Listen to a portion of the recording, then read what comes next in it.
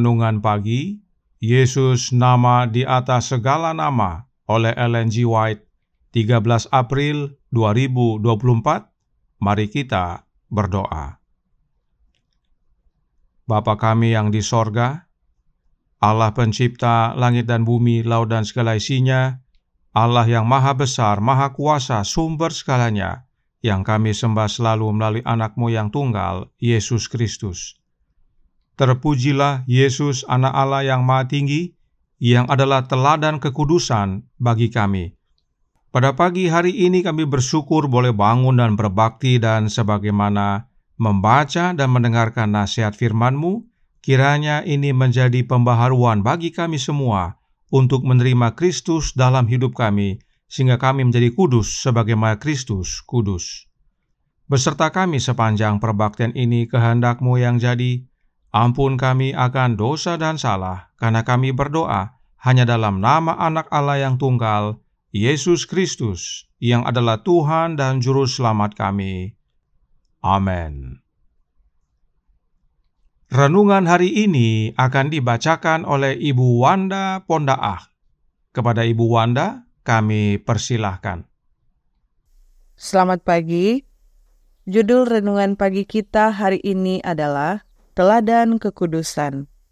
Ayat inti terdapat di dalam Ibrani 12 ayat 14. Berusahalah hidup damai dengan semua orang, dan kejarlah kekudusan, sebab tanpa kekudusan tidak seorang pun akan melihat Tuhan. Orang-orang yang berada dalam posisi yang bertanggung jawab, yang mewartakan kebenaran Allah dalam nama Yesus, namun tanpa kekuatan rohani yang diberikan oleh kuasa Allah yang menghidupkan, sedang melakukan pekerjaan yang tidak nyata dan tidak dapat dipastikan apakah kesuksesan atau kekalahan akan menyertai jerih payah mereka. Bukan pelayanan yang besar dan cita-cita yang luhur yang mendapat persetujuan Allah, melainkan kasih dan pengabdian yang melaluinya pelayanan itu dilaksanakan, baik besar maupun kecil.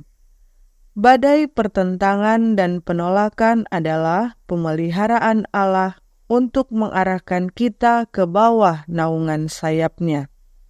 Saat awan menyelimuti kita, terdengar suaranya, "Damai sejahtera kutinggalkan bagimu.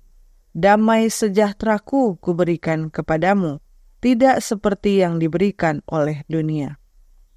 Tindakan Kristus dalam menghembuskan Roh Kudus kepada murid-murid-Nya dan dalam menyampaikan damai sejahteranya kepada mereka, bagaikan beberapa tetes sebelum hujan lebat yang diberikan pada hari Pentakosta. Yesus menekankan fakta ini kepada murid-murid-Nya, bahwa ketika mereka melanjutkan pekerjaan yang dipercayakan kepada mereka, mereka akan semakin memahami sifat pekerjaan itu dan cara kerajaan Kristus didirikan di bumi. Mereka ditunjuk untuk menjadi saksi bagi Juru Selamat. Mereka harus menyaksikan apa yang telah mereka lihat dan dengar tentang kebangkitan-Nya. Mereka harus mengulangi kata-kata penuh kasih karunia yang keluar dari bibir-Nya. Mereka mengenal karakter kudus-Nya.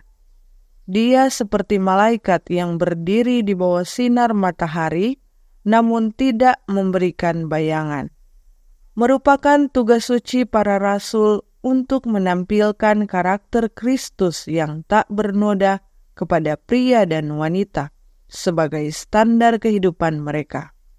Para murid telah begitu erat dikaitkan dengan teladan kekudusan ini, sehingga mereka pada tingkat tertentu luluh dengan karakternya, dan secara khusus dipersiapkan untuk memperkenalkan kepada dunia ajaran-ajaran dan teladannya. Semakin terhubung pelayan Kristus dengan gurunya, melalui perenungan terhadap hidup dan karakternya, semakin mirip dia dengan gurunya, dan semakin dia memenuhi syarat untuk mengajarkan kebenarannya. setiap aspek dalam kehidupan teladan agung harus dipelajari dengan hati-hati, dan perbincangan erat harus dilakukan dengannya melalui doa iman yang hidup. Dengan demikian, sifat manusia yang cacat akan diubahkan menjadi gambaran karakternya yang mulia. Dengan demikian, guru kebenaran akan dipersiapkan untuk memimpin jiwa-jiwa kepada Kristus.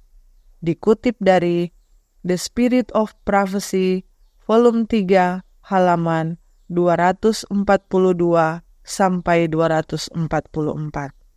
Demikian bacaan renungan pagi kita hari ini. Tuhan Yesus memberkati.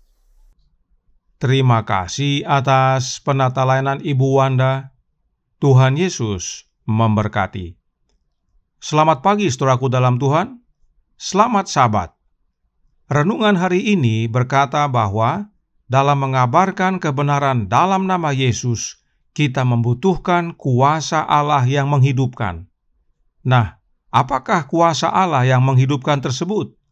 Renungan hari ini dikutip dari The Spirit of Prophecy, volume 3, bab 18, halaman 242 sampai 244. Mari kita baca dalam halaman 242 paragraf 2 yang berkata, semua pekerjaan kekristenan hanyalah ekspresi iman yang tak bernyawa, sampai Yesus mengilhami orang percaya dengan kehidupan rohaninya, yaitu Roh Kudus. Penginjil belum siap untuk mengajarkan kebenaran dan menjadi wakil Kristus sebelum ia menerima karunia sorgawi ini. Jadi saudaraku dalam Tuhan, jika kita bekerja bagi Kristus namun tidak memiliki rohnya, maka itu adalah ekspresi iman yang tak bernyawa. Nah, jika dikatakan ekspresi iman yang tak bernyawa, artinya mati. Itu sebabnya kita membutuhkan kuasa Allah yang menghidupkan, yaitu dengan menerima Roh Kudus yang adalah kehidupan rohaninya Yesus. Karenanya saudaraku dalam Tuhan, Roh Kudus itu bukanlah oknum yang lain. Roh Kudus itu adalah hidupnya Yesus itu sendiri, yaitu hidup kerohanian Yesus. Inilah kuasa Allah yang menghidupkan. Itu sebabnya Paulus berkata dalam 1 Korintus 15 ayat 45. Seperti ada tertulis, manusia pertama, Adam, menjadi makhluk yang hidup, tetapi Adam yang akhir menjadi roh yang menghidupkan. Adam yang akhir adalah Yesus Kristus. Baca 1 Korintus 15 ayat 47. Jadi, Yesus telah menjadi roh yang menghidupkan. Itu sebabnya renungan hari ini berkata dalam Jesus Name Above All Names, halaman 113 paragraf 3. Tindakan Kristus dalam menghembuskan Roh Kudus kepada murid-muridnya dan dalam menyampaikan damai sejahteranya kepada mereka, bagaikan beberapa tetes sebelum hujan lebat yang diberikan pada hari Pentakosta. Jadi, pada waktu Yesus tampil di tengah-tengah murid-muridnya, serta mengembusi mereka dan berkata, terimalah Roh Kudus, hal itu adalah kecurahan pendahuluan dari roh hujan awal yang akan terjadi pada hari Pentakosta. Apa artinya? Artinya, Roh Kudus yang dicurahkan pada hari Pentakosta adalah berasal dari Yesus, sebab Roh Kudus itu adalah kehidupan kerohanian Yesus yang dibutuhkan oleh kita semua dalam mengabarkan kebenaran. Karenanya, Roh Nubuat kembali menekankan dalam The Desire of Ages, halaman 805 paragraf 3. Roh Kudus adalah nafas kehidupan rohani di dalam jiwa. Pemberian roh adalah pemberian kehidupan Kristus. Ini mengilhami penerimanya dengan sifat-sifat Kristus. Hanya mereka yang diajar tentang Allah, merekalah yang memiliki pekerjaan roh di dalam batin, dan yang dalam hidupnya kehidupan Kristus dinyatakan, yang boleh berdiri sebagai wakil-wakil untuk melayani demi kepentingan jemaat.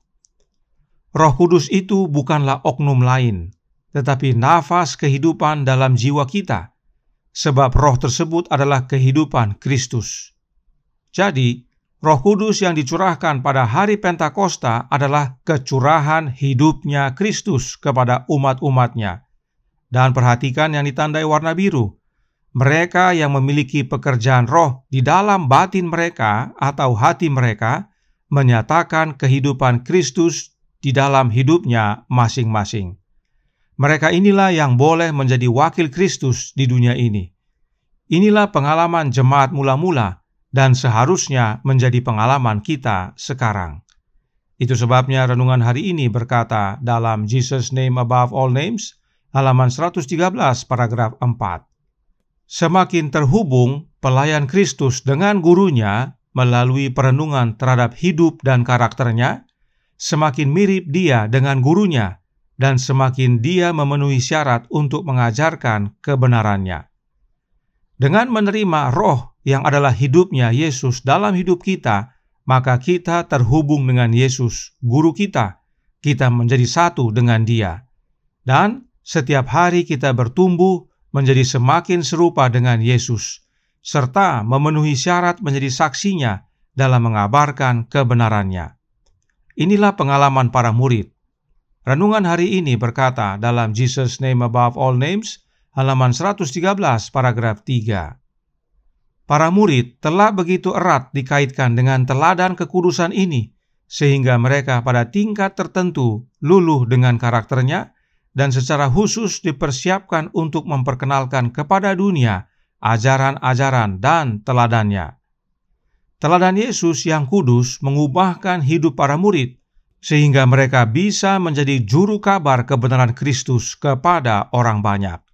Terlebih lagi, sejak hari Pentakosta, mereka menerima kecurahan hidupnya Yesus, yaitu Roh Kudus, dan jadi saksi Yesus yang penuh kuasa. Kiranya teladan yang sama menjadi bagian kita, dan kita menjadi saksi Yesus dimanapun kita berada. Roh Nubuat menutup dengan The Spirit of Prophecy, Volume 2, halaman 246, paragraf pertama. Yesus menunjukkan kepada murid-muridnya bahwa hanya jika mereka mengambil bagian dalam rohnya dan berasimilasi dengan karakter belas kasihannya, maka mereka akan diberkahi dengan kebijaksanaan rohani dan kuasa ajaib. Semua kekuatan dan kebijaksanaan mereka harus datang darinya. Jadi, saudaraku dalam Tuhan, jelas bahwa Roh Kudus itu bukanlah oknum lain, tetapi hidupnya Yesus. Karena semua kekuatan dan kebijaksanaan kita harus datang dari Yesus, dan kita terima oleh menerima rohnya, yaitu Roh Kristus. Maka teladan kudus dan kuasa ajaib menjadi bagian kita dalam mengabarkan kebenarannya kepada sesama. Tuhan memberkati, saya bawa dalam nama Yesus. Amin. Mari kita berdoa. Bapa kami yang di sorga, Allah pencipta langit dan bumi, laut dan segala isinya, Allah yang maha besar, maha kuasa, sumber segalanya, yang kami sembah selalu melalui anak-Mu yang tunggal, Yesus Kristus. Terima kasih atas kebenaran vital pada pagi hari ini, bahwa penting bagi kami untuk menerima Roh Kudus, yang adalah hidup rohaninya Yesus. Pemberian roh itu adalah pemberian kehidupan Kristus dalam hati kami. Dan inilah keperluan terutama kami untuk menjadi saksi-Mu, menjadi juru kabar kebenaran Kristus kepada sesama. Karenanya, tolong kami ya Bapa. Utuslah roh anak-Mu ke dalam hati kami, dan biarlah kami semua membuka hati agar Kristus tinggal dalam hati kami, mengubahkan kami menjadi serupa dengan Dia, menerima teladan kekudusan dari Yesus, dan kami boleh menjadi saksi-saksi, wakil-wakilnya dalam pekerjaannya di dunia ini. Beserta kami sepanjang hari ini, kehendak-Mu yang jadi. Ampun kami akan dosa dan salah, karena kami berdoa hanya dalam nama Anak Allah yang tunggal, Yesus Kristus, yang adalah Tuhan dan Juru Selamat kami. Amin.